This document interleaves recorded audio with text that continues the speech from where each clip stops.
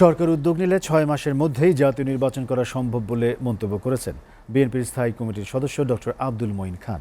সাবেক প্রেসিডেন্ট জিয়াউর রহমানের মাজারে শ্রদ্ধা নিবেদন শেষে তিনি এই কথা বলেন।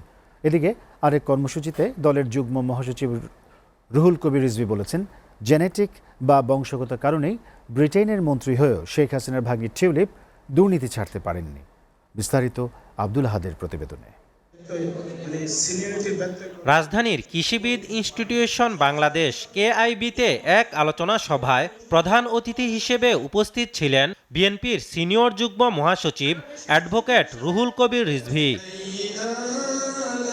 আলোচনা সভায় রুহুল কবির রিজভী বলেন, পারিবারিক অভ্যাসের কারণেই লন্ডনের মন্ত্রী হয়েও হাসিনার ভাগ্নি টিউলিপ দুর্নীতি ছাড়তে পারেনি। দুর্নীতির যে বিভিন্ন মডেল, কোন মডেলটা ধরে কথা বলবো?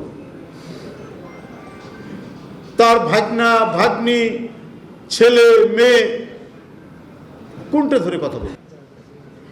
টিউলিপ লেখাপড়া করেছে ইংল্যান্ডে একজন এমপি, একজন জনপ্রতিনিধির 1 টাকা 1 পয়সা দুর্নীতির, এটা একটা স্বপ্নের বিষয়।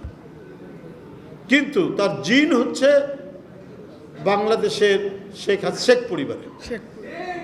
ওখানে লেখাপড়া করে এমপি হওয়ার পরেও তার জেনেটিক্যাল যে লাইন, এই লাইন সে ক্রস করতে পারেনি বলেই এই অভিযোগগুলো তার উপরে বেরিয়ে আসছে। এদিকে বিকেলে 1 দশক পর দেশে ফেরা ফ্লোরিডা বিএনপির সভাপতিকে সাথে নিয়ে শহীদ জিয়াউর রহমানের কবরে শ্রদ্ধা জানান বিএনপির স্থায়ী কমিটির সদস্য ডক্টর আব্দুল মঈন খান। পরে সাংবাদিকদের তিনি বলেন, সরকারের আন্তরিকতা থাকলে 6 মাসের মধ্যেই জাতীয় নির্বাচন সম্ভব।